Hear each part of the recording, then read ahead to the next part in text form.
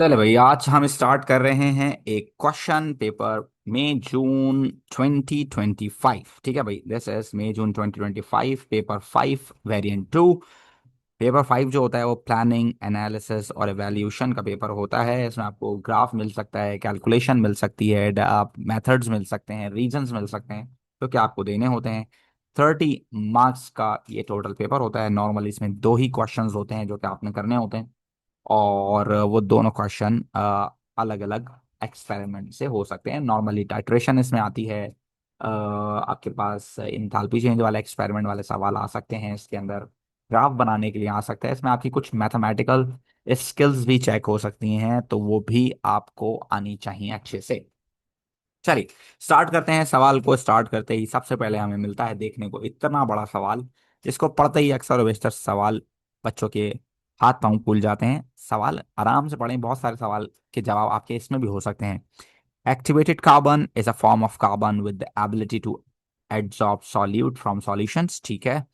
The absorption of ethanoic acid molecule from dilute ethanoic acid onto the surface of activated carbon is studied in a series of experiments. Adsorption of ethane acid molecules from dilute ethanoic acid। ठीक है भाई, वो dilute ethanoic acid ले रहे हैं और वो चाह रहे हैं कि इथेन डाइक एसिड जो है इस कार्बन के ऊपर क्या हो भाई, स्टिक हो चुके। आप लोगों ने शायद ये बात पहले भी कहीं पढ़ी होगी।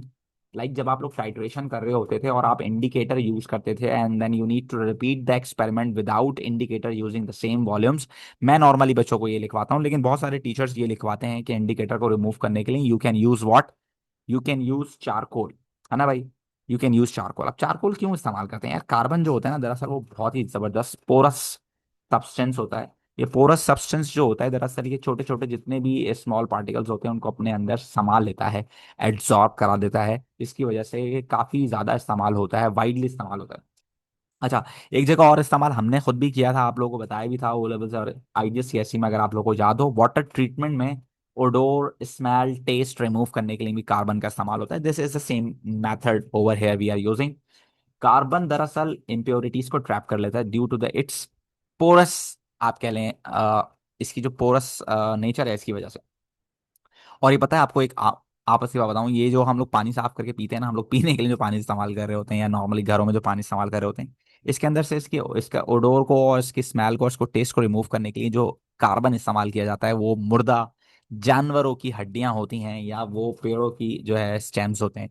क्योंकि ये वाला जो कार्बन होता है ना, ये मजीद पोरस होता है, बहुत जबरदस्त। इंसानों की भी हड्डियां हो सकती हैं, क्योंकि इंसानियों की हड्डियों में और जानवरों की हड्डियां जो बूढ़े जानवर हो जाते हैं या बूढ़े इंसान हो जाते हैं, उनकी हड्डियां नाजुक हो जाती हैं। उनकी हड्डियां नाजुक होने की वजह से वो जो कार्बन उसमें से निकलता है ना, वो कोई क्लासिकल पोरस सब्सटेंस होता है और वो बहुत अच्छे से इम्प्योरिटीज को ट्रैप कर सकता है। खैर, आगे चलते हैं। ये तो मैंने आपको ऐसी जनरल नॉलेज के फॉर्म में बता दिया। Before beginning the experiment 500 centimetre cube of 0.139 mole per decimetre cube carboxylic acid solution, solution X, is made. The activated carbon is placed in an oven at 120 degree centigrade for the 3 hours. अच्छा, problem ये है कि जो activated carbon होता है ना, ये पानी को भी एब्जॉर्ब करा लेता है अपनी सरफेस के ऊपर। अब जब ये पानी को भी सरफेस करा सकते हैं अपनी सरफेस के ऊपर, तो फिर हमने इसको 120 डिग्री तक हीट इसलिए किया है ताकि ये पानी जो इस पर एब्जॉर्ब हुआ हुआ वो रिमूव हो जाए, और मैक्सिमम जो हमारा रिएक्टेंट है या जो हम इसमें एब्जॉर्ब कराना चाह रहे हैं सब्सटेंस, वो इस पर ऐड होना भाई, ताकि हमारे प्रोसेस की जो एक्यूरेसी है वो बढ़े, उसकी जो वट एवर जो भी हम करना चाह रहे हैं पानी हटे और जो हम लगाना चाह रहे हैं वो लगे। अब ये एक्सपेरिमेंट कर कैसे रहे? Prepare 100 centimetre cube 0.00556 mole per decimetre cube carboxylic acid from solution X. ठीक है, उसने ये कॉन्सेंट्रेशन फॉर्म की है। Transfer 50 of this concentration into the conical flask. Add 0.5 grams of activated carbon to the conical flask. Start stop watch. यानी कि stop watch हम इसमें यूज कर रहे हैं। ये वाला जो एक्सपेरिमेंट होगा ये टाइम डिपेंडेंट होगा। ठीक है। Shake the flask and immediately remove 5 centimeter cube sample from the flask. ठीक है। Determine the mass of non-adsorbed carboxylic acid in the sample using chromatography. ठीक है। Repeat step 4 at a suitable time interval until there is no further change in the mass non-adsorbed in the sample. Solid ethanoic acid has a formula of this. Calculate the mass of this required to prepare this amount of solution x. अब यार ये तो मैंने आप लोगों को कल परसों ही कराया भी था क्लास में। मैंने आपसे ये कैलकुलेशन कराई भी थी और आप लोगों ने खुद भी की थी, काफ़ी आसान कैलकुलेशन है और काफ़ी मरतबा पेपर में आती है। तो सबसे पहले तो आप लोग मोल्स निकाल लो भाई। मोल्स निकालने के लिए आप लोग क्या करोगे, कॉन्सेंट्रेशन इनटू वॉल्यूम, और अगर वॉल्यूम सेंटीमीटर क्यूब में होता है तो डिवाइडेड बाय 1000 करते हैं। कॉन्सेंट्रेशन आपके पास कितनी है, 0.139। वॉल्यूम कितना है आपके पास, 500 सेंटीमीटर क्यूब, तो डिवाइड करा देंगे इसको 1000 से। चेक करें कितने मोल्स आ रहे हैं। मोल्स आ रहे हैं कितने बच्चों, चेक कर लेते हैं। 0.139 मल्टीप्लाई बाय 500 डिवाइडेड बाय 1000। तो मेरे पास ये मोल्स आ रहे हैं 0.0695, ये आ गए मोल्स। अब मोल्स आ गए तो उससे हमें मास निकालना है। मास निकालने का फॉर्मूला क्या होता है बच्चों, मिस्टर मोल होता है।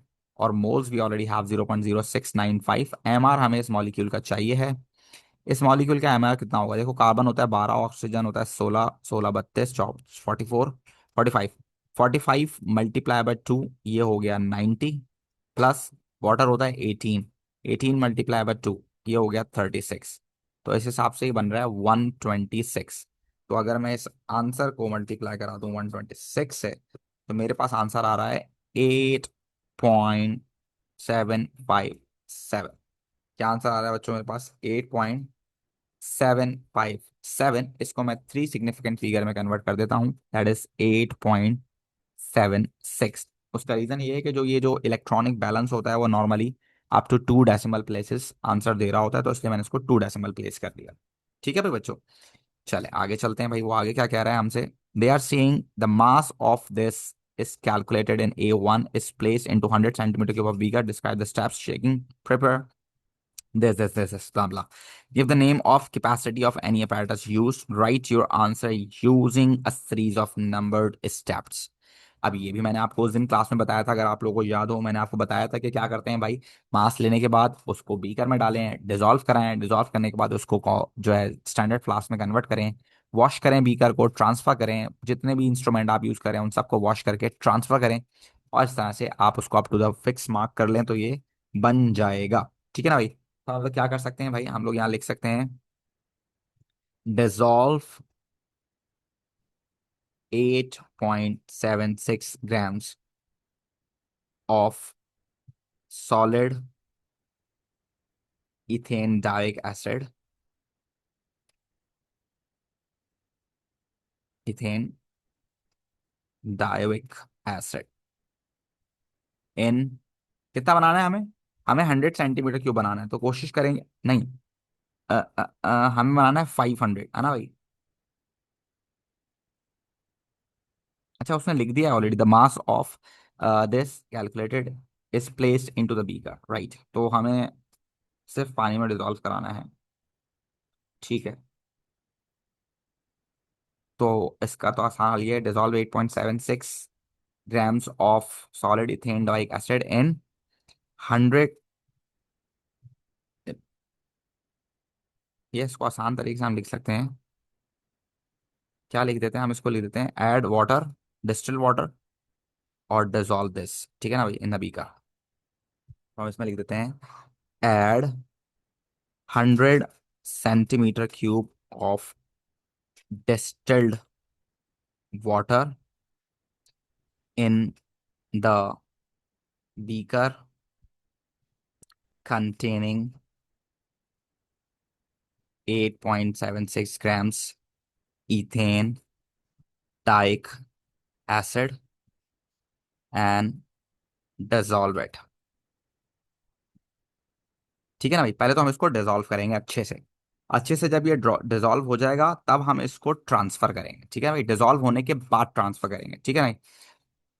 अब क्या लिखेंगे, transfer the solution into 500 centimetre cube of volumetric flask. देखो ये आपने यहाँ बात लिखनी है लाजमी, लाजमी लाजमी आपने क्या लिखना है, 500 वाला वॉल्यूमेट्रिक फ्लास्क चाहिए हमें, ठीक है ना भाई।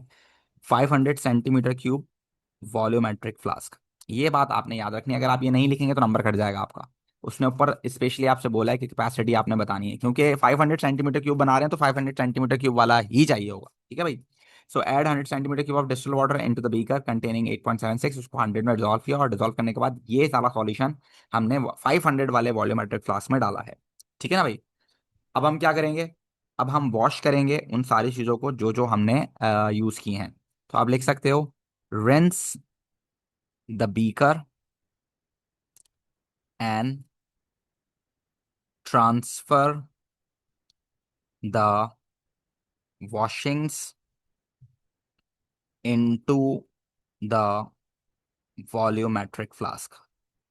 ठीक है ना भाई, फिर आप इसको वॉल्यूमेट्रिक फ्लास्क में ट्रांसफर कर दें इसकी सारी वॉशिंग, यानी we are doing this just to make sure कि आपका जितना भी सॉल्ट है वो कंप्लीटली ट्रांसफर हो जाए, कोई मास बाकी पीछे ना रहे, ताकि कॉन्सेंट्रेशन चेंज ना हो। ठीक है भाई।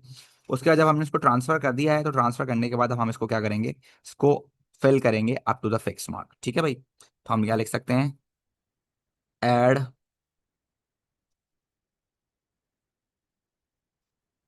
more distilled water to the volumetric flask, to the volumetric flask, and filled up to the fix mark। इसको up to the fix mark fill कर दें। ठीक है ना। और फिक्स मार्क फिल करने तक जब ये हो जाए, तो आप इसके ऊपर जो है इसका कैप लगाएं, जिसको स्टॉपर बोलते हैं, और उसके बाद फिर इसको आप शेक कर लें। ठीक है ना। या आप इसको इन्वर्ट कर दें, उल्टा कर दें। Place stopper and invert the flask for। अच्छा, इन्वर्ट क्यों करते हैं फ्लास्क, हम फ्लास्क कन्वर्ट इसलिए करते हैं ताकि मिक्सिंग हो जाए प्रॉपरली सॉल्यूशन। ठीक है। मुझे 1 मिनट दें, मैं आपको ये फ्लास्क दिखाता हूँ, शायद आप लोगों ने देखा हुआ तो होगा वैसे, लेकिन मैं फिर भी आपको दिखा देता हूँ ताकि आप लोगों को मजीद क्लियर हो जाए चीज़ें। क्या बोल दिया। ठीक है भाई, ये आपके पास स्टॉपर, सॉरी, ये आपके पास वॉल्यूमेट्रिक फ्लास्क है। इसके अंदर हम इस तरह से पानी भर सकते हैं ऐसे। ठीक है ना। जब आप इसके अंदर पानी भरते हैं, तो ये पानी भरते वक्त याद रहे कि जब तक पानी इसमें भर रहा है ना, जब तक तो कोई प्रॉब्लम नहीं है। लेकिन जैसे ही ये उसके ये जो हल्का सा नैरो ओपनिंग है ना, यहाँ अगर आएगा तो पानी बहुत तेजी से ऊपर जाएगा। तो प्लीज आपने इस बात को याद रखना है कि आप इसको स्लो स्लो भरें, और चेक करते रहें कि यार यहाँ तक ना आ जाए। अगर यहाँ से आ जाएगा तो बहुत तेजी से ऊपर निकलेगा, और अगर पानी ऊपर निकल गया एक बार, तो आपकी कॉन्सेंट्रेशन हो जाएगी खराब। ठीक है ना। तो आपने इसको step by step slow slow slow slow slow slow भरना है, और ये आहिस्ता आहिस्ता जब ऊपर आएगा, तो ये जो यहाँ मार्क लगा हुआ है ना, सिर्फ आपने यहाँ तक भरना है इसको। ये देखें, ये आहिस्ता आहिस्ता आहिस्ता ये आ गया यहाँ तक, बस इतना भरना है। इससे ज्यादा नहीं भरना है। ये देखें, ये अप टू द फिल मैंने कर लिया, up to the fix mark, यहाँ तक मैंने इसको फिल कर दिया। ये कॉन्सेंट्रेशन इसकी यहाँ बन जाएगी। ठीक है ना। अब उसके लिए जाहिर है इसको आपने सॉल्ट भी डालना है। अब सॉल्ट मैंने इसमें डाला नहीं है, आपको सिर्फ मैं वॉल्यूमेट्रिक फ्लास्क दिखाना चाह रहा था, इसका मार्क दिखाना चाह रहा था, यहाँ तक भर लिया। अब देखिए, अगर मैं इसको शेक करूंगा ना, ये शेक नहीं हो रहा, क्योंकि ऊपर जो लिक्विड है वो नैरो वाली इसमें, और नीचे वाला जो है वो बहुत ज्यादा है। तो जाहिर सी बात है, ये ऐसे तो शेक नहीं होने वाला। तो इसको शेक करने के लिए हम क्या करते हैं, इसके ऊपर लगाते हैं क्या भाई, ये इसका stopper.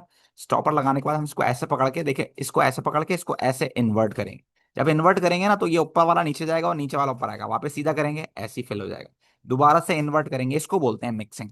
We are mixing this to make sure कि आपका जो सॉल्यूशन है वो अच्छे से बन जाए, आपकी सारी जो भी आपने कॉन्सेंट्रेशन बनाई है वो वेल मिक्स होकर ओवरऑल सेम हो जाए।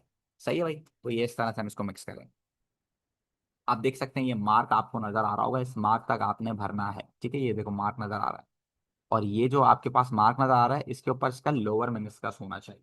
तब ये 100%, मेरे पास ये 100 सेंटीमीटर क्यूब का है, तो ये 100%, 100 सेंटीमीटर क्यूब वॉल्यूम है, 100%।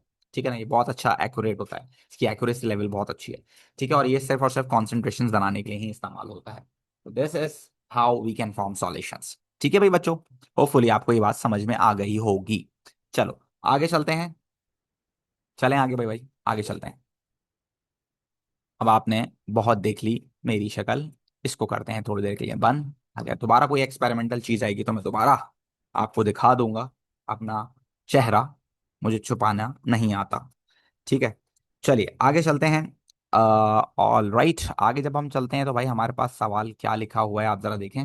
सवाल यहाँ लिखा हुआ है, this carboxylic acid is corrosive, ठीक है, other than wearing eye protection and lab coat, state one safety precaution that should be taking you and using while doing this.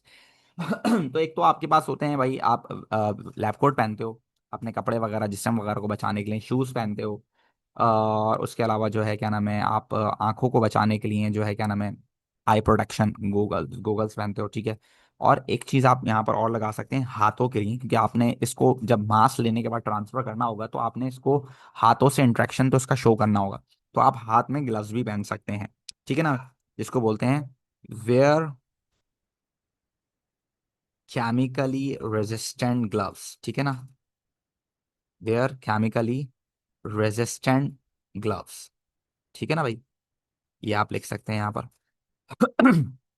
क्योंकि सॉलिड है ना, सॉलिड को तो आपने इंट्रैक्शन करना है, वो लिक्विड भी होता है, अगर आप कॉन्सेंट्रेशन वगैरह बना रहे होते हैं तो वो इंट्रैक्शन होता है उससे। Suggest why activated carbon is place in the oven before use. I told you कि it can absorb water molecules, so water molecules को एलिमिनेट करने के लिए हमें जाहिर बात है इसको क्या करना पड़ेगा, उसको हीट करना पड़ेगा 120, ताकि पानी इवेपोरेट हो जाए, ठीक है भाई। To remove water, to remove water from the surface of activated carbon, ठीक है भाई। उसके बाद वो कह रहा है आपसे, in step one solution X is diluted to a concentration of this, calculate the volume of solution X needed to make 100 centimetre cube of this. Again the same question I told you, मैंने पिछली class में आपको कराया है तो आप लोगों ने देख लिया होगा वो। आपको चाहिए 100 सेंटीमीटर क्यूब ये वाली कॉन्सेंट्रेशन, ठीक है ना भाई, और आपके पास ऑलरेडी एक कॉन्सेंट्रेशन है, उससे आपने इसको बनाना है। तब हम क्या करेंगे, इसका हम कैलकुलेशन करते हैं। कैसे कैलकुलेशन करते हैं भाई, इसकी कैलकुलेशन ये करते हैं, C1V1 is equals to C2V2। तो कॉन्सेंट्रेशन जो आपने बनानी है वो आपके सामने है, 00556। इसका वॉल्यूम भी आपको पता है कितना चाहिए, दूसरी वाली कॉन्सेंट्रेशन भी आपके सामने है, दूसरी वाली जो कॉन्सेंट्रेशन है वो 0.139 है। 0.139 से आपने ये काम करना है, तो उसका कितना वॉल्यूम मुझे चाहिए होगा ये मुझे कैलकुलेट करना है। सो कैलकुलेट कर लेते हैं भाई, ये हो जाएगा मेरे पास 0.00556 मल्टीप्लाई विद 100, ठीक है, डिवाइडेड बाय 0.139। तो मेरे पास आंसर एग्जैक्टली 4 आ रहा है, वाह क्या बात है, एग्जैक्टली 4 सेंटीमीटर क्यूब मेरे पास आंसर आ रहा है। So volume required of the previous concentration वाला जो वॉल्यूम है वो मुझे सिर्फ और सिर्फ 4 सेंटीमीटर क्यूब चाहिए, सिर्फ और सिर्फ 4 सेंटीमीटर क्यूब। इसका मतलब ये हुआ बच्चों, मुझे क्या करना पड़ेगा, जरा दोबारा देखना भाई, मुझे क्या करना पड़ेगा बच्चों, मुझे ये वाली जो कॉन्सेंट्रेशन मैंने पहले से बनाई हुई है इसके अंदर से सिर्फ और सिर्फ मुझे पिपेट डालकर या किसी भी तरीके से, या मैं इसको कहीं और ट्रांसफर कर दूं, वहां से मुझे सिर्फ और सिर्फ कितना चाहिए भाई, ये 4 सेंटीमीटर क्यूब चाहिए। कितना चाहिए, 4 सेंटीमीटर क्यूब। ये 4 सेंटीमीटर क्यूब उठाकर मैं दूसरे खाली वॉल्यूमेट्रिक फ्लास्क में जो कि 100 सेंटीमीटर का होगा उसके अंदर ट्रांसफर करूंगा, और उसके बाद 96 centimetre cube distil water add करूंगा। जब 96 सेंटीमीटर क्यूब उसके अंदर डिस्टिल वाटर मैं फिल करूंगा तो वो again up to the fix mark आ जाएगा, और वो जो कॉन्सेंट्रेशन होगी वो कितनी होगी, 0.00556। So this is what you need to keep remember, कि इस तरह से हम कॉन्सेंट्रेशन को करते हैं चेंज। तो ये भी मैंने आपको पिछली क्लास में कराया है, तो होपफुली इसमें भी आपको कैलकुलेशन में कोई मसला नहीं होगा, ये आपको आती होगी, ठीक है। चले आगे चलते हैं, आगे वो क्या कह रहा है, वो कह रहा है भाई, identify the most appropriate apparatus to transfer 50 centimeter cube of dilute this into step 2। तो भाई 50 सेंटीमीटर क्यूब के लिए तो बेस्ट ऑप्शन आपके पास ब्योरेट ही होता है, तो आप ब्योरेट ले लें। ये इससे ज्यादा एक्यूरेट हो नहीं सकता कोई 50 सेंटीमीटर क्यूब के लिए। 25 होता तो हम पिपेट बोलते, लेकिन क्योंकि 50 है तो हम इसको ब्योरेट बोलेंगे, ठीक है। Then suggest a reason why the conical flask is shaken in step 4। Step 4 के अंदर हम इसको मिक्स क्यों कर रहे हैं, shake the flask and immediately remove. Shake करना है ताकि हम उसको मिक्स कर लें प्रॉपरली, और मिक्स करेंगे तो ही जो है आपके पास इक्वालिटी आएगी ना, चारों तरफ इक्वल हो जाएगा, ठीक है। हम लिख सकते हैं to ensure a uniformed mixed sample, shaking का मकसद होता है ताकि इक्वली डिस्ट्रीब्यूट हो जाए पार्टिकल्स एवरीवेयर। ठीक है। अब देखें ये टेबल आ गया, ये भी फ्री का नंबर ही है हमारे पास। The result of the 5 experiment are shown. ठीक है। Mass of non adsorbed carboxylic acid, ethane Dyke acid in 5 centimetre cube sample milligram में गिवन है। Mass of adsorbed activated carbon. ठीक है।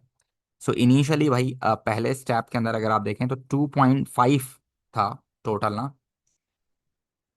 शुरू में जब एक्सपेरिमेंट नहीं हुआ तो अब 1.9 रह गया नॉन एड्सॉर्ब। तो एड्सॉर्ब कितना हुआ माइनस करके निकाल लो भाई।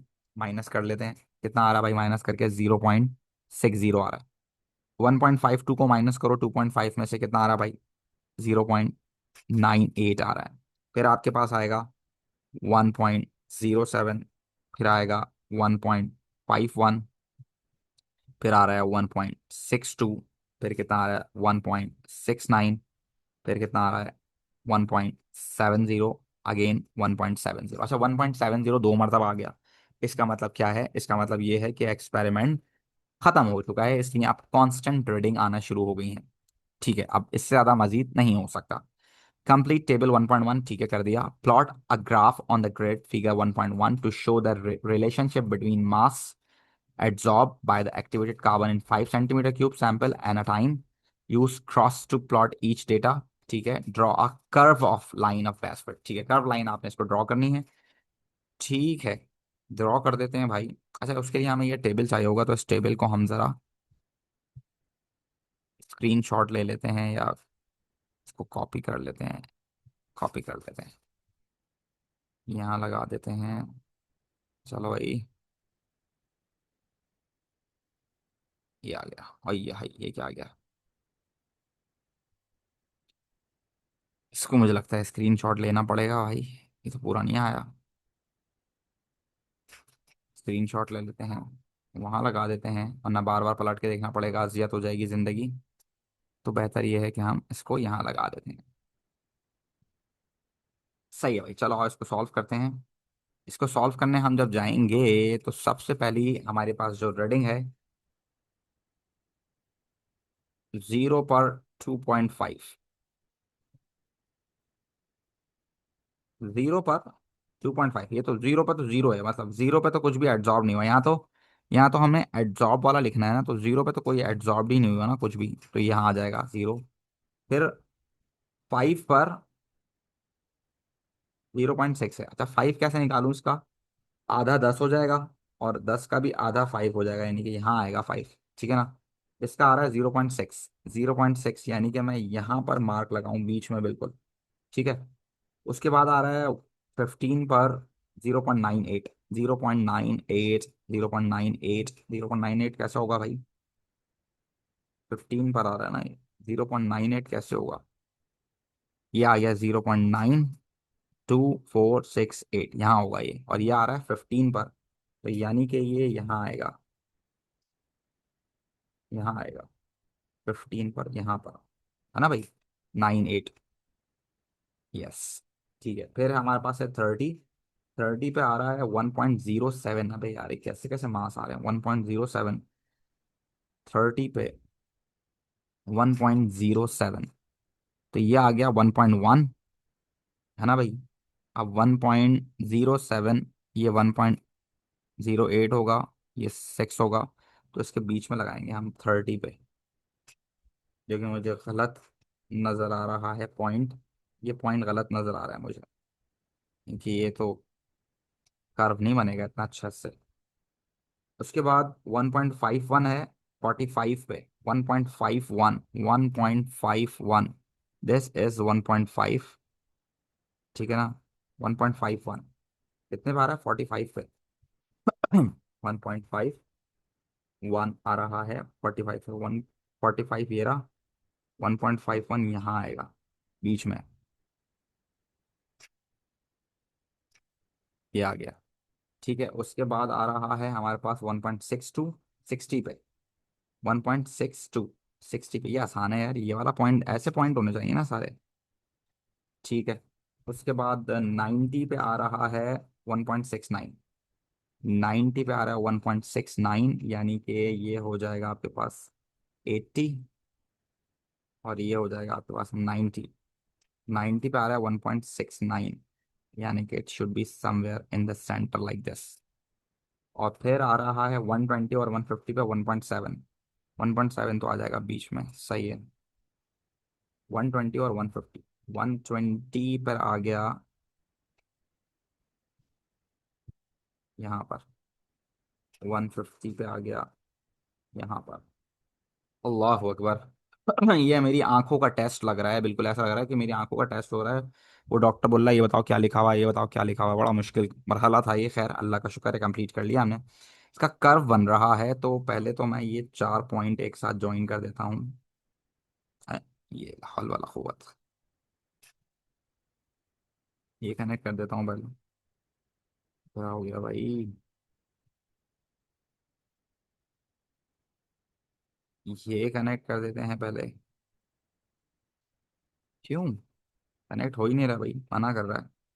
चलो इन दोनों को कनेक्ट कर देता हूँ, सही है। फिर इन दोनों को कनेक्ट कर देते हैं। अच्छा मैं ऐसे कर रहा हूँ, आप लोगों ने बिल्कुल भी ऐसे नहीं करना है, आप लोगों ने तो अपनी पेंसिल से करना है। तो कोई टेंशन नहीं है आपको, जैसे कनेक्ट करना हो आप कर सकते हैं। क्योंकि मेरे पास तो यहाँ ऑप्शन है कि मैं इसको सही कर सकता हूँ, मिटा मिटा के। ये देखो मैंने तो ऐसे कर लिया है, और इसको भी मैं मिटा कर सही कर लेता हूँ। जी, कर्व नहीं है तो स्ट्रेट लाइन हो गई है। सही है मेरे ख्याल से। सही है भाई, आप इसको कर लीजिएगा। ये एनामलस पॉइंट है। एनामलस पॉइंट का मतलब होता है जो कि ट्रेंड को फॉलो ना कर रहा हो, तो ये ट्रेंड को फॉलो नहीं कर रहा है, ये सबसे अलग है। ठीक है भाई। 2 नंबर मिले इतनी मुश्किल से। Identify the independent variable. Independent variable का मतलब होता है वो वेरिएबल जो कि हम चेंज कर रहे हों। ठीक है ना भाई? जो आप जो है वेरी कर रहा हो, ठीक है ना? वेरी वाला जो होता है वो वाला इंडिपेंडेंट वेरिएबल होता है। उस वक्त हम वेरी कर रहे हैं टाइम को। So time is the independent variable right now. उसके बाद suggest one variable that needs to be control. यहाँ पर एक चीज जो कंट्रोल होनी चाहिए, वो जाहिर बात है क्या है भाई? टेम्परेचर है। अदरवाइज उसके अलावा भी कुछ चीज़ें लाइक पानी भी एब्जॉर्ब हो सकता है, तो इसलिए टेम्परेचर को आप रखें control. Circle one point on the graph that you consider to be the most anomalous. वो मैंने कर दिया है पीछे already. The one which is not following the trend, right? Explain the error in timing that may have led to this anomalous point. Timing का क्या problem हुआ है? हम्म। अच्छा जी, यहाँ देखें टाइम आ रहा है ना यहाँ पर। नीचे टाइम है। सो ये वाला जो पॉइंट है, ये आ रहा है 15 पर, है ना भाई? ये 15 पे था। और अगर ये यहाँ होता, ये पॉइंट पर होता, तो इट शुड बी समवेयर। नहीं 15 नहीं है, ये कितना है? 30 है, 45 है। एनामलस पॉइंट का जो आ रहा है 30 पे था ना वो, तो इट शुड बी बिलो 20 है समवेयर। अगर ये 20 से पहले होता तो ये मास जो हमने निशान लगाया है तब सही होता। 30 पे तो ये वाला मास नहीं होगा, तो दिस इज रॉन्ग ना। तो हम क्या लिख सकते हैं यहाँ पर? तो जो हमने रिमूव करने के लिए टाइम रिकॉर्ड किया होगा वो हमने गलत रिकॉर्ड कर लिया, गलती से गलत टाइम आ गया। तो हम लिख सकते हैं यहाँ पर द एक्चुअल टाइम। तो एक्चुअल टाइम है ऑफ रिमूविंग सैंपल। सैंपल को रिमूव करने का जो एक्चुअल टाइम था, दरअसल वो कम है, was less than the recorded one. यानी कि इसमें कहीं टाइम नोट करते वक्त कहीं मिस्टेक हुई है, कहीं बच्चे ने गलती की है। ठीक है ना? 30 मिनट्स। यानी कि उसने शायद गलत टाइम ले लिया, 20 होगा शायद 30 लिख दिया उसने, क्या कर दिया, लेकिन जो एक्चुअल टाइम है वो कम है और उसने ज़्यादा लिखा हुआ टाइम। तो ये मिस्टेक है इसके अंदर। ठीक है भाई। उसके बाद ये वाला सवाल जो कि मुझे सबसे बुरा लगता है, खैर करना तो है, तो मुझे बहुत बुरा लगता है क्योंकि मैथ्स मुझे बहुत अच्छी लगती थी, लेकिन एक दफ़ा जब मेरा मैथ्स का रिजल्ट ख़राब आया तो उसके बाद से मुझे बहुत बुरी लगी। बट खैर करनी तो है। जब तक अच्छा आया तो बहुत अच्छा आता था, 95 98 मार्क्स भी आए, लेकिन एक बार जब खराब हुआ ना तो उसके बाद दिल टूट गया यूनिवर्सिटी में। The experiment is repeated using different concentration of carboxylic acid prepared in step one. The result are shown in table 1.1। अच्छा, वो गलती मेरी थी, मैंने पढ़ा नहीं था भाई, क्योंकि उस वक्त हम जो है जॉब करने लगे थे, और जॉब करके साथ साथ पढ़ाई करते थे, अपने पैसे खुद ही भरते थे। तो जॉब में पैसे कमा रहे थे, मज़ा आ रहा था, पढ़ाई में मज़ा नहीं आ रहा था। तो हमने पैसे कमाने के चक्कर में पढ़ाई को सेक्रीफाइस कर दिया, तो इसलिए हमारा पेपर फेल हो गया। बट जब फेल हुआ तो तकलीफ बहुत हुई, और जब तकलीफ हुई तो एहसास हुआ पैसे भी तो मेरे अपने ही थे जिसको मैं भर रहा हूँ। तो फिर मैंने पैसों को सेक्रीफाइस किया और फिर मैंने पढ़ा, और मेरा रिजल्ट फिर सही भी आया। लेकिन दिल टूट गया फिर भी मैथ्स से, क्योंकि मैथ्स ने मेरे बुरे वक्त में मेरा साथ नहीं दिया। उसको पता था कि मेरे पैसों की ज़रूरत है मुझे उस वक्त, और वो फेल हो गया। वाह। केमिस्ट्री पास हो गई थी खैर। ऑलराइट, सो ये मजाक की बात है, आगे चलते हैं। एम आई जो है वो है initial mass of carboxylic acid in 5 centimetre cube sample. M E जो है the mass of non adsorbed carboxylic acid in the final 5 centimeter cube sample at the end of experiment 5 in step 5. QE is the mass of carboxylic acid adsorbed per gram of activated carbon. ठीक है। A plot of this against this makes the line gives the line of Basford in figure 1.2. Use figure 1.2 to determine the gradient of the line of Basford. State the coordinates of the both point you use in your answer. ठीक है। हमें यानी कि gradient निकालना है, और gradient hopefully आप लोगों को निकालना आता होगा। कैसे निकालते हैं ग्रेडियंट भाई? y2 - y1/x2 - x1, है ना। सो ये ग्राफ उसने आगे दिया हुआ है, और वो कह रहा है कि इसके जरिए आप ग्रेडियंट निकालें। सो निकाल लेते हैं ग्रेडियंट। कैसे निकालते हैं gradient? y2 - y1/x2 - x1। So y is there, x is there. So solve हो सकता है यार, इतना मुश्किल तो नहीं है ना। हाँ हाँ हाँ हाँ हाँ हाँ, 2 पॉइंट ले लें कोई, 2 पॉइंट ले लें कोई, 2 पॉइंट ले लें कोई। कौन से 2 पॉइंट लें? आसानी से जो आ सकते हैं। एक 2 वाला ले लेते हैं, ये वाला पॉइंट ले लेते हैं। एक ये वाला ले लेते हैं, 10 वाला। ठीक है, मेरे हिसाब से। तो एक्स एक्सेस पर है 10, और वाई एक्सेस पर क्या है बच्चों? दिस इज, ये क्या है भाई? 13, 132, 134, 0.134, है ना भाई। और ये क्या है भाई? ये आपके पास है 2, और यहाँ क्या है आपके पास? ये हाफ बीच में कहीं आ रहा है ना भाई। ये यार बड़ी घटिया हरकत है ऐसे। 1 2 3 4 5, ये हो गया 0.03, 0.032, 0.034, 0.035 हो गया ये। ठीक है भाई। तो ये दो वैल्यूज मैंने निकाली हैं। मुझे लगता है कि ये दोनों सही होनी चाहिए, है ना भाई। सही है, ऐसी हैं ना दोनों। चलो सॉल्व करते हैं। कोऑर्डिनेट्स 1, कोऑर्डिनेट 1, 2 और 0.035, है ना भाई। सही है। और क्या है? 10, 0.134। ठीक है। उसके बाद हमारे पास सवाल में y2 - y1/x2 - x1 करते हैं, और आंसर आ जाता है ग्रेडियंट का। ग्रेडियंट का आंसर y2 - y1, यानी कि 0.134 - 0.035/10 - 2। चेक करें बच्चों, क्या आंसर आ रहा है भाई, बताइएगा जरा मुझे। 0.134 - 0.035, 0.099/8। 0.099 ÷ 8। तो मेरे पास आंसर आ रहा है 0.012,375। तो 75 हो जाएगा 8, और 3 हो जाएगा 4। 1 2 3, 1 2 4 हो जाएगा। ठीक है ना, ये सारा सही रहेगा। 1 2 4, सही है। ये आंसर आ गया। इसका यूनिट क्या होगा भाई? यूनिट क्या होगा इसका? ग्राम और पर मिलीग्राम, है ना भाई। तो अगर मिलीग्राम ऊपर आ जाए तो this would be inverse, right. So ये आ गया मेरे पास इसका आंसर। 3 नंबर का ये अब अच्छा लग रहा है मुझे थोड़ा थोड़ा, क्योंकि फ्री के 3 नंबर है भाई ये। अब अच्छा लग रहा है मुझे। सही है, आगे चलते हैं। वो कह रहा है the adsorption parameter Q naught is the maximum mass of carboxylic acid adsorbed per gram of activated carbon. The equation for the line of the Basford plotted in 1.2 shown this.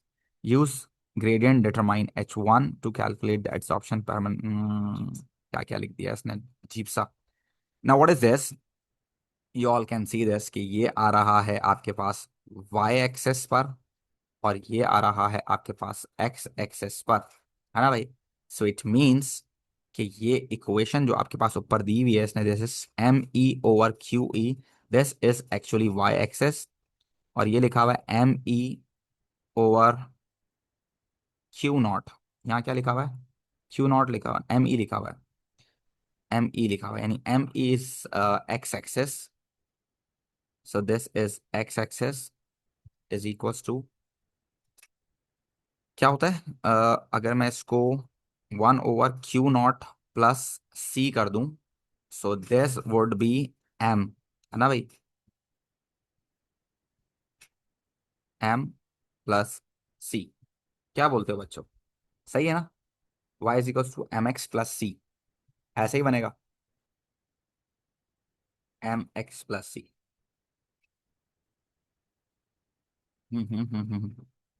ठीक। अच्छा वो कह रहा है कि अगर आप H1 आपने नहीं किया है तो ये वाली वैल्यूज आप यूज कर सकते हैं, उसने अपनी तरफ से एक वैल्यू दी है, ठीक है ना। सो y हमें मिल गया है, x हमें पता है कांस्टेंट, और हमें निकालना है Q0 की वैल्यू। तो Q0 की वैल्यू निकालने के लिए हम क्या करेंगे? Q0 की वैल्यू निकालने के लिए हम लोग क्या करेंगे? ये जो Q0 है दरअसल ये क्या है? ये ग्रेडियंट है ना। M is equals to 1/Q0 हम लोग लिख सकते हैं, क्या बोलते हो बच्चों? और अगर मुझे Q0 निकालना है तो it can be 1/M, where M is gradient, है ना भाई। ये रहा,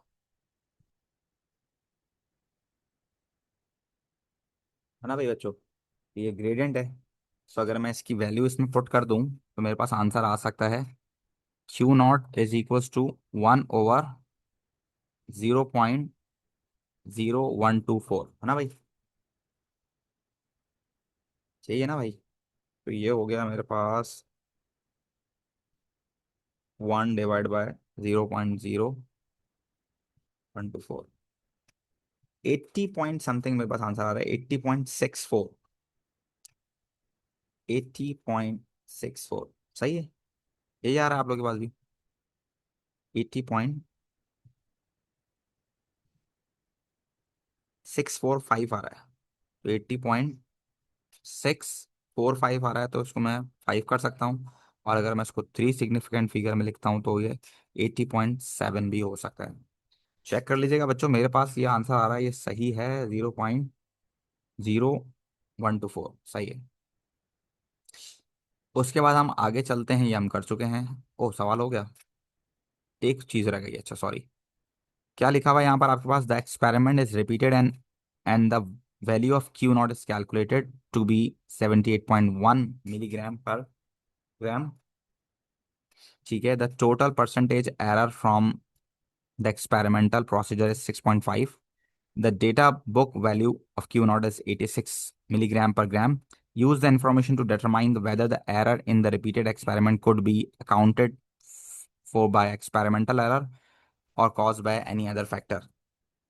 अच्छा, यानी कि आपने चेक करना है कि यार ये जो एरर आया है ये किस वजह से आया है। एक्सपेरिमेंटल आई है, कुछ और भी फैक्टर्स इसमें इन्वॉल्व हो सकते हैं, ह्यूमन एरर हो सकता है या कुछ और, टेम्परेचर प्रेशर कुछ भी हो सकता है। सो इसको चेक करने के लिए आसान हल ये है कि 86 ही है ना, 86 पॉइंट जो है ये एग्जैक्ट वैल्यू है, और कैलकुलेटेड कितनी आ रही है? 78.1। तो अगर मैं इसमें से इसको माइनस कर दूं और डिवाइड करा दूं टोटल से, तो कितना आंसर आएगा? Let me check.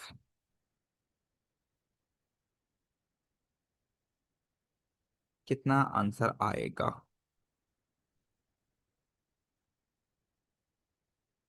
मेरा कैलकुलेटर कहाँ गया? 86 -78.1 डिवाइडेड बाय 86। अच्छा, इसको मल्टीप्लाई बाय 100 तो मैंने कराया नहीं। मल्टीप्लाई बाय 100 अगर मैं इसको करा दूं तो मेरे पास आंसर आ रहा है 9.186, यानी कि 9.19% आ रही है। और वो कह रहा है कि एक्सपेरिमेंटल प्रोसीजर के अंदर जो एरर आ रहा है वो 6.5 आ रहा है, विच मीन्स कि जो आपका एरर आया है वो बड़ा आ रहा है। अगर ये इंस्ट्रूमेंटल एरर होता तो ये 6.5 के करीब करीब होता, इससे ज़्यादा नहीं होता। यानी कि आपका एरर बड़ा आ रहा है, यानी आपने कुछ और भी भंड मारे हैं इसके अंदर। ठीक है भाई, तो आप यहाँ लिख सकते हैं कि कुछ और फैक्टर्स भी हैं जो कि यहाँ पर कंट्रीब्यूट कर रहे हैं, है ना भाई। सो 9.2% जो है, दिस इज ग्रेटर देन 6.5%, है ना भाई। सो आप लिख सकते हैं other factors contributed towards error. तो ये हुआ आपके पास प्लानिंग का सवाल पूरा। इसके अंदर आपने अच्छी तरह से इस सवाल को देखा, अच्छी खासी वेरिएशंस आपको इसमें देखने को मिली। शुरू में उसने आपसे वही मास निकलवाया, वही कंसंट्रेशन बनवाई जो कि मैंने आपको सिखाई है, 4 नंबर ये आपको मिले। फिर ग्लव्स वाली बात उसने पूछी, और वाटर वाली एड्जॉर्प्शन वाली बात हमने लिखी। वॉल्यूम की बात की, ब्यूरेट की बात की, मिक्सिंग की बात की, प्रॉपर मिक्सिंग की। तो ये सारी चीज़ें तो कॉमन थी। ग्राफ आपने बनाया, डिपेंडेंट इंडिपेंडेंट वेरिएबल भी चलो चलता है। टेम्परेचर वाली बात हमने सवाल में पढ़ा है शुरू में खुद ही। ये भी सही है, ठीक है। ग्राफ MX+C वाली बात बहुत आती है पेपर में, इसको आप अच्छे से प्रैक्टिस कीजिएगा भाई। लाजमी लाजमी कोऑर्डिनेट्स वगैरह ये मैथमेटिक्स से आपने सीख लिया। तो ओवरऑल एक अच्छा सवाल, ठीक है, हमें देखने को मिला। राइट, चलो एक सवाल और करते हैं और फिर ये पेपर हो जाएगा ख़त्म। और ये सवाल आप देख सकते हैं कि मुझे नज़र आ रहा है कि ये है MC∆T वाला, और इसमें इंथैल्पी चेंज ऑफ कंबशन निकाल रहा है वो। सो AS में आप लोगों ने सीखी हुई है। The enthalpy change of combustion of butane can be determine using this apparatus, ठीक है। अब देखें, अगर आप इंथैल्पी चेंज निकाल लें तो you should have what, a lid over there, ताकि टेम्परेचर एग्जैक्टली जो है मेजर हो सके। ठीक है ना, तो ये इसमें मिसिंग एक चीज़, इंसुलेशन की कमी है इसके अंदर। यहाँ पर टेम्परेचर सराउंडिंग में लॉस्ट होगा। अब जब टेम्परेचर सराउंडिंग में लॉस्ट होगा तो एग्जैक्ट टेम्परेचर वो थर्मामीटर नोट डाउन नहीं करेगा, जिसकी वजह से हम सही से एंथैल्पी चेंज नहीं निकाल सकते। सही है। Use 500 cm³ measuring cylinder to transfer 320 cm³ water into the metal can. ठीक है, मेटल केन उसने सही यूज किया है। Place a thermometer into the water, अगर वो यहाँ पर ग्लास यूज करता तो यू नो दिस कि यार वो तो हीट इंसुलेटर होता है, तो वो इतना अच्छा नहीं होता। Record the initial temperature of the water and the metal can, weigh the gas containing burner, record the initial mass, set up the apparatus shown, light up the burner, allow the flame to heat the water and the metal cane, 3 nuts, switch off the burner and record the maximum temperature reached। हमें हमेशा maximum temperature reach note down करना होता है। when cool, revate the gas container with the burner, record the time। ठीक है, ये सारी चीजें हमें पता है, हमने की हुई हैं AS में। Now the initial temperature is this, final temperature is this, you can find out the change in temperature by just subtraction। आप माइनस करके निकाल सकते हैं, कोई बड़ी बात नहीं है। तो दिस इज माइनस करने के बाद आ रहा है 57.3। उसके बाद you have initial mass, you have final mass, and the masses are given in 5 significant figures, right. सो आप इसको माइनस करके 5 significant फिगर में ही आंसर अपना लिखें। That is right now 2.01। आप चाहें तो 2 0 यहाँ लिख सकते हैं। ये मेरे हिसाब से ना लिखें, क्योंकि ये जो इलेक्ट्रॉनिक बैलेंस होता है ना, ये अप टू 2 डेसिमल ही मेजर करता है मैक्सिमम। तो इसको अप टू 2 डेसिमल भी आप कर सकते हैं, क्योंकि आप देखें यहाँ पर भी इसने अप टू 2 डेसिमल किया हुआ है। तो बिला वजह 2 0 लिखना सही नहीं रहेगा। वैसे 5 significant फिगर्स हैं, लेकिन इंस्ट्रूमेंट का आपको पता होना चाहिए कि वो कितना सिग्निफिकेंट फिगर तक वर्कआउट करता है। खैर, complete table 2.1, record your answer and appropriate number of the decimal places. ठीक है, हमने सही किया है। ठीक है, डेसिमल प्लेसेस लिखा हुआ है उसने, ठीक है। All right, use the relationship Q is equal to amplitude delta, calculate the energy in joules gain by the water. 1 cm³ of water has a mass of 1 gram, यानी कि यू कैन यूज VC∆T और you can use MC∆T, कोई मसला नहीं है। सो इस वक्त हमने क्या यूज किया है? Use 500 cm³ measuring standard, 320 cm³ है ना, तो VC∆T यूज कर लें, कोई मसला नहीं। वी सी डेल्टा टी आप लगा लीजिए। तो दिस इज 320 वॉल्यूम है हमारे पास, ठीक है ना। और 4.18 इसका कांस्टेंट होता है, सी की वैल्यू वाटर का। और 57.3 जो है आपके पास टेम्परेचर है। अब क्योंकि this is a change in temperature, तो हमें यूनिट को कन्वर्ट करने की जरूरत नहीं है, मतलब हमें केल्विन की या डिग्री लगाने की जरूरत नहीं है, क्योंकि चेंज इन टेम्परेचर है। तो वट एवर द यूनिट है वो कन्वर्ट होकर वही आंसर देना है, ठीक है ना भाई। तो ये हो गया। इसको जब हम सॉल्व करते हैं तो हमारे पास आंसर आ रहा है, क्या आंसर आ रहा है बच्चों? मेरे पास आंसर आ रहा है 320 मल्टीप्लाई बाय 4.18 मल्टीप्लाई बाय 57.3। तो ये आ रहा है मेरे पास 7664.48 आ रहा है। तो मैं इसको 0.5 लिख देता हूँ, ठीक है भाई। सो this is the answer I am getting right now. तो मैं इसको लिख सकता हूँ अपने पास 766, ठीक है। आप चाहें तो 5 सिग्निफिकेंट फिगर में आंसर लिखना, तो आप इसको बना सकते हैं क्या? आप इसको बना सकते हैं 50, या आप यही छोड़ दें 4 5 लिख दें, इसको मर्जी है आपकी, ऐसे भी कर सकते हैं आप, ठीक है, 5 सिग्निफिकेंट फिगर्स के अंदर। उसके बाद हमारे पास calculate the energy change of combustion of butane in kilo joules per mole, give your answer in 3 significant figures.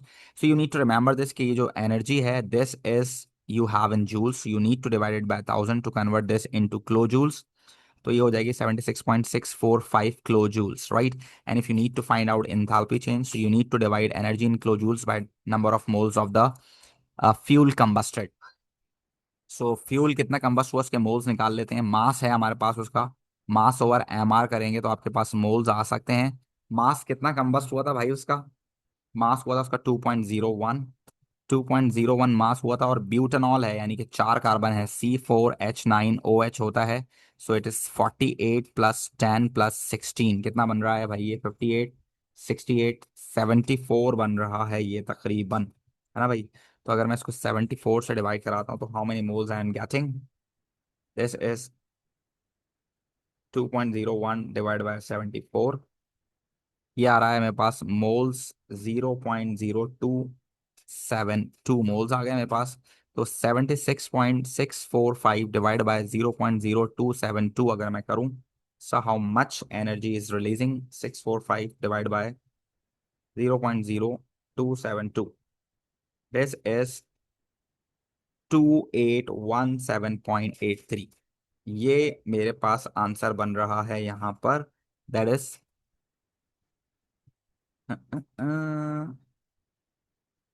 यार मोल्स सही निकाले मैंने, जरा चेक कर लेना यार। ब्यूटनॉल लगा दिया मैंने, ब्यूटेन था, ब्यूटनॉल था, क्या था? ब्यूटेन था, सॉरी यार, माय बैड।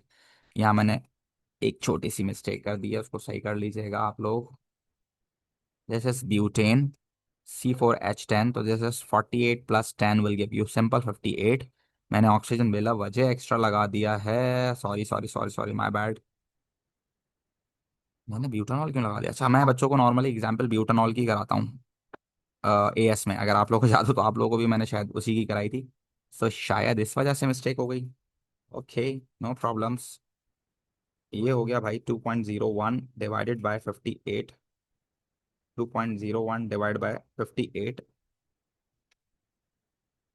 ये बन रहा है 0.03465। तो 0.0347 हम इसको कर सकते हैं, 0.0347 कर सकते हैं इसको हम, ठीक है भाई। तो ये हो गया 76.645 डिवाइड बाय 0.0347। सो अब मेरे पास आंसर आ रहा है 2208.78 789 आ रहा है। तो इसका मतलब ये है कि मैं इसको 8 कंसीडर कर सकता हूँ, 0.8 कंसीडर कर सकता हूँ, ठीक है भाई। आप चेक कर लीजिए बच्चों, कोई प्रॉब्लम तो नहीं है इसके अंदर। तो ये हो गई आपके पास 2208.8। आप सही है, कोई मसला तो नहीं है इसमें। 0.0,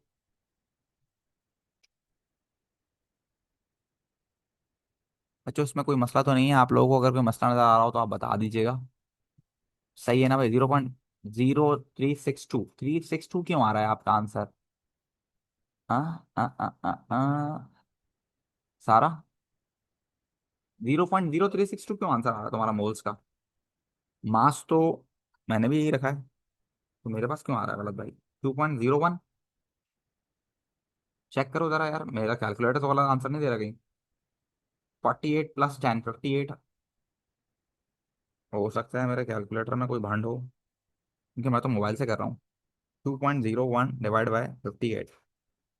0.03465 आ रहा है मेरे पास तो।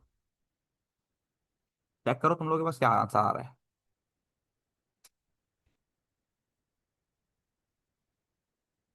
2.1 है? तो यार क्या मसला है। चेक कर लेता हूँ भाई, एक मिनट रुकना जरा। 183.56 -181.46। अबे यार 2.10 है ये। सॉरी यार, माय बैड। 2.10 है बच्चों ये। क्या आंसर आ रहा था? 3 पॉइंट। सारा का आंसर आ रहा था 3.362, 0.0362। ठीक है भाई, थैंक यू यार। All right, 3.0362। असल में मैं मोबाइल से कर रहा होता हूँ तो इसलिए उसमें कुछ मिस्टेक्स हो जाती हैं लिखते वक्त, क्योंकि आपको पता है कैलकुलेटर में नंबर और मोबाइल में नंबर फर्क होता है। अच्छा जी, क्या आंसर आ रहा है आप लोगों का बताइएगा अगर आप लोग बता रहे हैं आंसर 2116। चेक कर लेता हूँ मैं एक दो बार दोबारा से। 76.645 डिवाइडेड बाय 0.0362। तो मेरे पास आंसर आ रहा है 2117.3 आंसर आ रहा है। ठीक है, तो थ्री सिग्निफिकेंट फिगर में आपने आंसर देना है, वो कह रहा है थ्री सिग्निफिकेंट फिगर में आंसर देना है। तो ये बन जाएगा 2117। फिर ये क्या हो जाएगा? 2120 हो जाएगा, है ना भाई? 2120 हो जाएगा इसका आंसर। चेक करिएगा भाई, आप लोगों के पास यही आ रहा है 2120। और लेकिन क्योंकि ये इंथैल्पी चेंज ऑफ कंबशन है तो इट शुड बी नेगेटिव, तो आप इसके साथ नेगेटिव लगा सकते हैं, क्योंकि इंथैल्पी चेंज ऑफ कंबशन हमेशा नेगेटिव होती है। उसके अलावा टेम्परेचर इंक्रीज हो रहा है तो भी ये नेगेटिव है। ठीक है, इससे भी आप लोग देख सकते हैं। उसके बाद ये कह रहा है आपसे, without changing the apparatus suggest what should be done in step 6 before recording the maximum temperature reach to improve the experimental procedure. तो भाई इसको इम्प्रूव करने के लिए आपको पता है कि हमें क्या करना होगा। इसको इम्प्रूव करने के लिए हमें लिड लगानी होगी। अच्छा, टेम्परेचर नोट करने से पहले आप इसको मिक्स भी करें अच्छा सा। तो अच्छे से मिक्स करेंगे तो इवनली हीट डिस्ट्रीब्यूट भी होती है, तो वो भी एक इंपॉर्टेंट चीज़ होती है। लेकिन ये सवाल पूछ क्या रहा है पहले उसको देख लेते हैं। Without changing the apparatus, apparatus change नहीं करना आपने, ठीक है ना? तो इसका मतलब है आप पानी को क्या करें, अच्छे से मिक्स करें, तो फिर टेम्परेचर नोट करें। स्टर द वाटर, ताकि हीट इवनली डिस्ट्रीब्यूट हो जाए। Stir the water before taking reading. ये ज्यादा अच्छी बात है। कितनी जबरदस्त बात है, क्लियरली लिखा हुआ है आपको क्या आंसर लिखना है इसमें। The 500 centimetre cube measuring cylinder has graduation of 5 cent every 5 centimetre cube. ठीक है, calculate the percentage error in the measurement of the volume of the water, show your answer. Calculate the percentage error in measurement of the volume of the answer. अच्छा, ये लिखा हुआ है the 500 centimetre cube measuring cylinder has a graduation every 5 centimetre cube. हर 5 centimetre cube में graduation है। और हम इसकी रिकॉर्डिंग ले रहे हैं दो मरतबा, एक पहले और एक बाद में, है ना भाई? तो हम इसको डिवाइड बाय 2 करा सकते हैं। So it should be 5 divide by 2 divide by total multiply by 100। यही करेंगे ना? दो मरतबा रेटिंग ले रहे हैं तो हर 5 पे एक प्रॉब्लम आ रहा है, तो दो दफा रेटिंग ले रहे हैं तो फिर 2.5 पे आएगा। ठीक है ना भाई? तो 5 डिवाइड बाय 2, इसका एरर काउंट कर लें भाई कितना बन रहा है। It is somewhere 0.78%। ठीक है भाई। Then they are saying student suggest that the value calculated in C is different from the actual value of butane because of heat loss during the experiment, suggest one change in the apparatus। देखो अब वो बोल रहा है apparatus में change बताओ। apparatus में change तो आप लिख सकते हैं यूज लिड। ठीक है ना भाई, आप लेड यूज करें तो टेम्परेचर लॉस नहीं होगा। उसके बाद फिर आप इंसुलेशन करते हैं कॉटन वुल से या वhatever जो भी आप करते हैं, लेकिन पहली मेन प्रायोरिटी तो भाई लेड तो लगाओ पहले, ऊपर वाला जो टेम्परेचर लॉस हो रहा है उसको तो बचाओ। उसके बाद आप किसी और पे आते हुए। पता है मैंने आप लोगों को शायद बताया हो, पता नहीं है इसमें नहीं बताया, मेरा एक दोस्त था, वो एक गुल अहमद कंपनी, बहुत बड़ी कंपनी, उसमें काम करता था। ठीक है, तो वो उसने एक बात नोट की यार, एक जगह पर हम लोग पानी को गर्म कर रहे हैं और एक जगह ऑलरेडी गर्म पानी हम बेकार में फेंक रहे हैं। तो ये इंडस्ट्री में एक जगह गर्म पानी फेंका जा रहा है और एक जगह गर्म पानी किया जा रहा है। इस तरह से गर्म पानी करने में जो टेम्परेचर लग रहा है, जो टाइम लग रहा है, जो पैसे लग रहे हैं, वो खर्च हो रहे हैं कंपनी के ना। तो उसने कंपनी को ना एक जो है क्या नाम, एक सॉल्यूशन जो है ना लिख के दिया, मेल किया। उसने बोला भाई मैं इसको कर सकता हूँ, अगर आप लोग मुझे बोलेंगे तो मैं इसको पूरा सही कर सकता हूँ। हम लोग अपनी यूनिवर्सिटीज़ में ये सीखते हैं। मतलब जब हमने थर्मल केमिस्ट्री पढ़ी थी तो उसके अंदर हमने ये सारी फ्लूइड मैकेनिक्स में ये सब कुछ पढ़ा था। और उसने क्या किया, उसने सारा टेम्परेचर नोट किया, उसने इस वाले फॉर्मूले से चेक किया, पहले वाले बर्नर में दूसरे वाले बर्नर में कितना लॉस हो रहा है, वहां से वहां तक पहुंचते वक्त कितना लॉस हो रहा है, सारी चीजें उसने लॉस वॉस निकालने के बाद उसने पूरी सारी पाइपिंग्स की इंसुलेशन कराई, उसने वहां से वहां ट्रांसफर किया। तो वो जो टेम्परेचर रिक्वायर्ड था ना, तकरीबन उससे उसके करीब करीब टेम्परेचर में उसने उस पानी को वहां से शिफ्ट कर दिया। जैसे फॉर सपोज एक जगह पर 100 डिग्री सेंटीग्रेड पे पानी हम लोग फेंक रहे हैं और अगली जगह पर हमें चाहिए फॉर सपोज 120 या 150 चाहिए, तो उसने 100 वाले पानी को ट्रांसफर किया, वो 90 तक तकरीबन वहां पहुंच गया ट्रांसफर होने के बाद। 90 सेंटीमीटर तक, 90 डिग्री सेंटीग्रेड तक उसने पानी पहुंचा दिया। आप सिर्फ 30 डिग्री सेंटीग्रेड और उसको हीट करें और वो 120 पे पहुंच जाएगा, स्टीम बन जाएगा, भाप बन जाएगा। जिसके लिए भी आपने उसको यूज करना है आप उसको यूज कर लें। तो उसने कंपनी के पर मंथ तकरीबन तकरीबन 60 से 70 लाख रुपए बचाए थे, पता है तुम लोगों को? 60 से 70 लाख रुपए। So if you are going to study something so you can even use this in physical life. जो कि उसने बहुत जबरदस्त एक्सपेरिमेंट कर कर हमें इन सबको बताया। मेरा बहुत अच्छा दोस्त है। खैर, the experiment was repeated, but the burner was switched off after 2 minutes. Suggest why this might contribute a reduction in the accuracy. देखो यार, एक्यूरेसी में तो फर्क आएगा जब जब तक सबसे सही से हीट नहीं हुआ। तो आप टेम्परेचर कैसे मेजर करोगे? आप फौरन खोलते ही बंद कर दोगे तो फिर कैसे चलेगा? तो we need a fair result, और फेयर रिजल्ट के लिए एटलीस्ट जो रिक्वायरमेंट्स हैं उसको पूरी करना पड़ता है आपको, ठीक है भाई? सो यहाँ पर टाइम टाइम कम कर दिया तो एक्यूरेसी जाहिर ही बात है ख़राब हो जाएगी। तो आप यहाँ लिख सकते हैं क्या भाई, यहाँ पर आप लोग लिख सकते हैं परसेंटेज एरर यहाँ पर बढ़ेगा। Percentage error increases. इंक्रीज क्यों होगा? क्योंकि आपने टाइम कम कर दिया। तो आप प्रॉपर टाइम जब आप नहीं दोगे तो वो सही से हीट नहीं होगा, सही से हीट नहीं होगा तो जाहिर सी बात है आप टेम्परेचर कैसे नोट करोगे? लॉसेस अलग आ रहे हैं, तो एटलीस्ट आप प्रॉपर फेयर रिजल्ट तो करो, ठीक है ना? ठीक है भाई। और इसका रीजन आप suggest why this might contribute to an increase in the accuracy of, suggest why this might contribute to an inaccuracy, increase in the accuracy of enthalpy change of butane. हाँ, ये फायदेमंद भी इस तरह से है कि क्योंकि कम से कम आप हीट करोगे तो जाहिर सी बात है लॉस भी कम होगा। तो आप लिख सकते हो due to less loss of heat, आपको तकरीबन नियरली आंसर भी करीब करीब मिलेगा। ठीक है, तो इस तरह से आप इसको कर सकते हो इस क्वेश्चन को। ठीक है भाई, तो यहाँ पर ये दोनों क्वेश्चंस कंप्लीट हो गए और आपके पास यहाँ पर आप देख सकते हैं पीछे जो चीज़ें आपको ज़रूरत होती हैं वो गिवन भी हैं। अभी हमने सिर्फ एक ही चीज़ यूज़ की है, that is 4.18 specific heat capacity of water. तो वो पीछे गिवन है तो हम उसको यूज़ कर सकते हैं। खैर, तो यहाँ पर हमारा ये क्वेश्चन हो गया कंप्लीट और ये पेपर भी हो गया कंप्लीट।